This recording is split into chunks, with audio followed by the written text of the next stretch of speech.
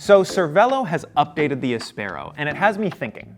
Do you ever catch yourself questioning something when it comes to market that later becomes a complete no-brainer? Something that when it comes out, you just don't really get it? I know this will date me a little bit, so if there's a Gen Z version of this, please feel free to share that below. But maybe you were one of those folks that when the iPhone came out, you were like, nah, no thanks, I'll keep my flip phone. And that's how I felt about the Aspero. In 2019, when it came out, I had this thought in my head of how on earth are you gonna make a gravel bike aerodynamic? A bike that has big balloon cyclocross tires on it. How are you actually gonna make that fast? Yeah, right.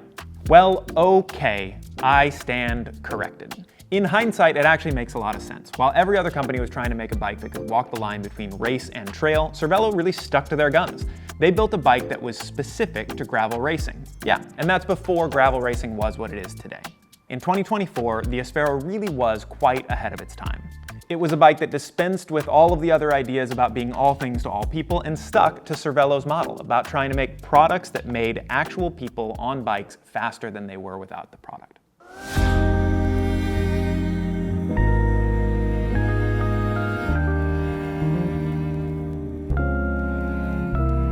All right, so before we get into who the bike is actually for, let's just clarify, because there are two individual Asperos. There is the Aspero, which is the bike that we're going to talk about, the bike that fills up the majority of all of the different bikes, and there is the Aspero 5, which is the fully integrated, lighter weight version specific to racing.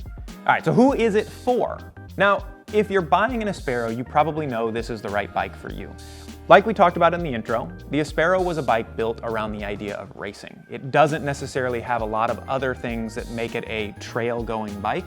It is a bike that is meant to go fast. So as the sport of gravel racing has evolved, it's the perfect bike for anybody going out to do a BWR, or if you're local here in Northern California, something like the Grasshopper. It's a bike that really is meant to try to maximize your finish time. If you're racing on gravel, the Aspero is the right bike for you. So even though we're talking about the Aspero, there are actually a lot of really big changes. The new Aspero can now fit 42C tires with 7.2 millimeters of clearance. Yes, that is precise.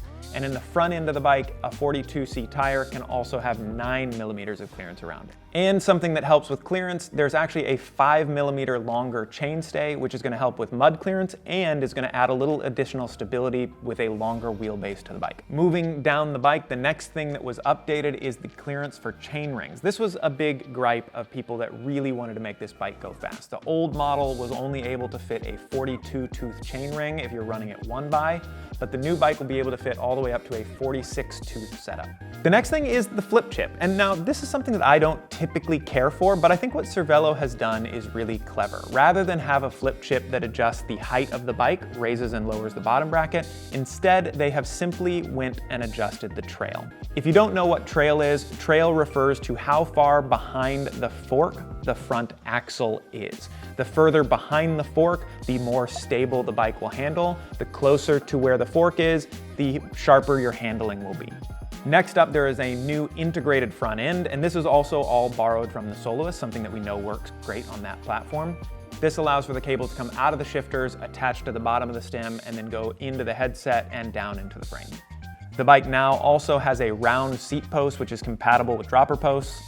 There are also mounts on the top tube so you can fit any sort of bento box for storage while you're racing, and carrying over with 3 bottle cages throughout the bike to make it easy to carry all the water you've got. All those features come in to a pretty darn low weight as well. At 1,150 grams, it is only 150 grams more than the ultra-light Aspero 5 version.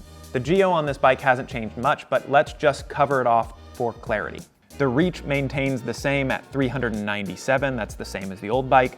The head tube is a 72-degree head tube angle. And the only major change to the geometry is that the chainstay is 5 millimeters longer at 425, up from 420. With all of that added in, we've got a bike that ends up with a fit geometry that is identical to the old model. So if you've ever ridden an Aspero, this one's gonna fit just the same. And that is it, the brand new Aspero. Well, the updated Aspero, a bike that has been fantastic in the stores, a favorite of all of our riders in the local area. If you want to learn more, come on into the store or climb online. We'll have your questions ready for you.